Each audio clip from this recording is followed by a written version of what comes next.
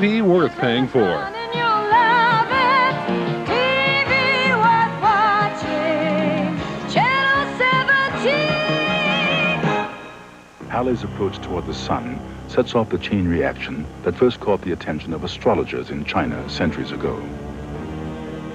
The comet's surface explodes from the heat. Our most celebrated celestial visitor, Halley's Comet, returns to Earth's skies in November 1985. The comet traverses the orbits of nearly all the planets, passing by Jupiter, the asteroid belt, Mars, and our planet Earth. On the last leg of this dash, an international flotilla of spacecraft intercepts Halley, history's first close encounter with a comet. The fascination and excitement behind this encounter in space is that it opens a new window on our universe. Watch a Planetary Society television special, Comet Halley. Here on Channel 17, Tuesday night at 9. TV worth watching. Dame Joan Sutherland performs the title role in Anna Bolena, a live from Lincoln Center presentation. Monday night at 8 here on Channel 17. TV worth watching.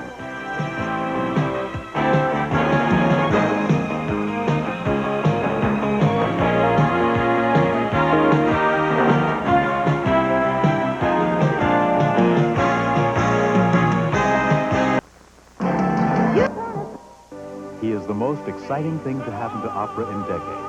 Now he's being joined by some of the leading lights of an extraordinary new generation of American singers. A generation causing quite a bit of excitement of its own. Next time on Live from Lincoln Center, they come together for an unforgettable night of spectacular singing. Here on Channel 17, Monday night at 8.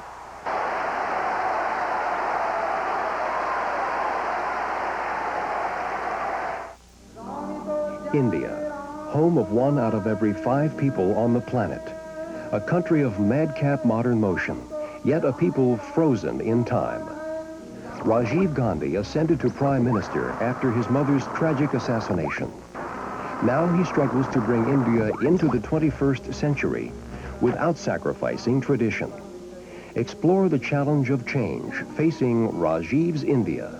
TV worth watching here on Channel 17, Tuesday night at 9. See how astrology profoundly affects the daily decision-making of India's citizens. And follow a journalist who is trying to decide whether or not to become a holy man. Watch Spiritual India here on Channel 17, Tuesday night at 10. Don't miss Agatha Christie's Miss Marple in the case of the body in the library on Mystery. TV worth watching Sunday night at 10 here on Channel 17.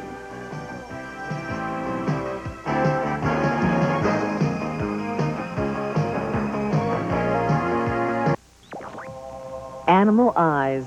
They can be TV worth watching. Any clues? Young girl. This week on Mystery, a second victim is discovered. I think that a very careful plan was made, and what happened was that the plan went wrong. Miss Marple investigates the body in the library. This week on Mystery. Here on Channel 17, Sunday night at 10. Maricela, a refugee from the violence in El Salvador, haunted by her past and struggling to find her place in a new world. I'm not going to the movies with a Mexican. It must be so rough. All I have to do is pick up the phone and call immigration, and bang, you're out of here. Linda Lavin in Maricela on Wonderworks. Monday night at 8 here on Channel 17.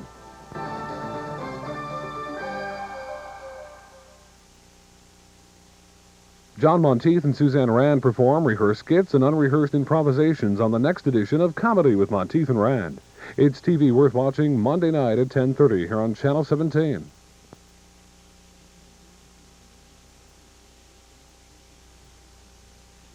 Don't miss Rossini's story of unrequited love.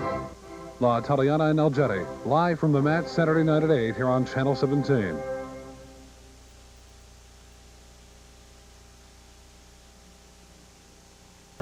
Don't miss the premiere of a new Britcom here on Channel 17. It's the story of a young college professor teaching foreign students. Where do you work?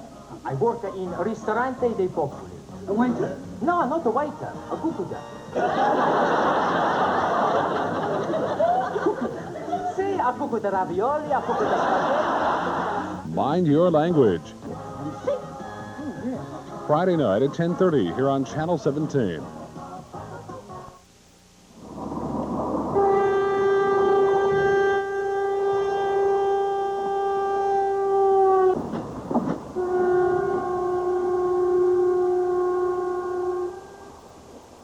It's called a rail bus, a diesel-powered vehicle with the body of a bus mounted on a rail frame, seen prominently in Great Britain and Northern Ireland.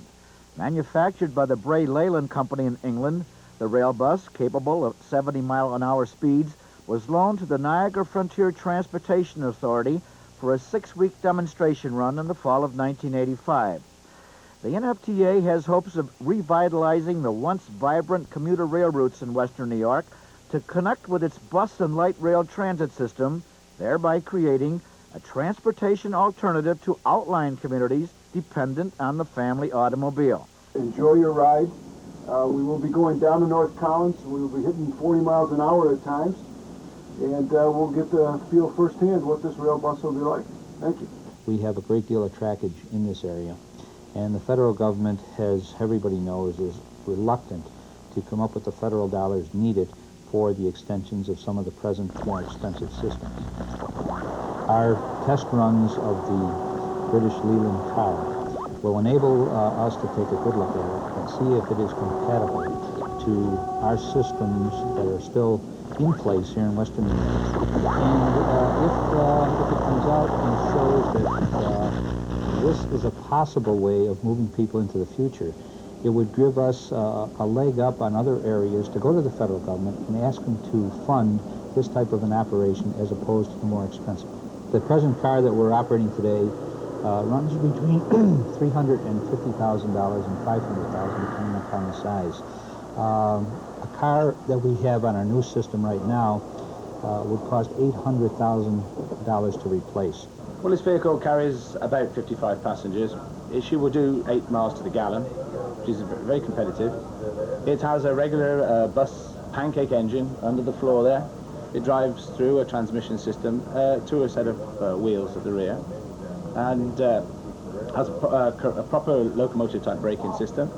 So far as appendages in the bus are concerned, of course, due to the modular concept, you can fit doors, restrooms, restaurant facilities into this structure very easily indeed, with very minimal modification. How has this vehicle been received in your travels throughout our country? Very well. We found every system that has demonstrated the rail bus is now turning around and looking at ordering them within the near future. We found that it's a product that, although there was not an identified market a year ago, people are looking at their communities and seeing abandoned rail and looking at the rail bus as a way to fulfill some transportation needs. They're finding that this costs about what a regular bus does to operate. What did you think of this run? Oh, it's just gorgeous. We love it. I wish it goes through. I made a big effort to get on it, and I enjoyed it. And I'd use it a lot if they, you know, really run it. We thought we could take trips like to Blaisdell for lunch or something. Shopping. It would be great, especially for the kids in North Collins. I think it would be good because they don't have transportation, you know, and they would get their jobs if they got them outside these towns here. It would be really nice for them. I live in Hamburg, New York. Yes, I will use it, definitely. Yeah, great. Save a lot of expense. Right. Especially in the wintertime. Would you use this line? Would you have any opportunity to take this one? I sure would, because this is the last car I'll have. I'm 75, you know, and I've got to phase out and use other transportation pretty soon. The operation of reestablishing old runs in this area, redoing the track work that would have to be done, would be much cheaper than extending the present light rail line into the south towns, Tonawandas, or to other areas of Erie County. The other situation that we're looking on as to be a great advantage is that the right-of-ways are already in place. We would not have to go out and buy or purchase properties at probably a tremendous cost, but we could take the properties that are presently under abandonment by the Conrail and other lines and put that into a land bank for future use in Erie and Niagara counties. An interested passenger in one of the demonstration runs was William Kessel, who with a group of citizens 20 years ago tried unsuccessfully to utilize existing rail lines for a South Towns rapid transit system. The plan was called START, South Towns Area Rapid Transit. The purpose was to get commutation back to where it was 50 years ago, 30 years ago then, 22 to 38 minutes from places like East Aurora, Orchard Park, and Hamburg to downtown Buffalo. We got sidetracked into a highly expensive subway, which is fine per se. But now suddenly we're coming back to the idea of faster commutation for the South Towns especially.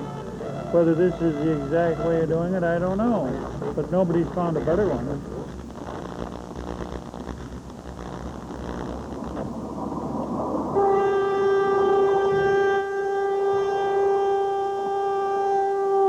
Dame Wendy Hiller stars in Oscar Wilde's witty farce, The Importance of Being Earnest, Sunday afternoon at 2 here on Channel 17.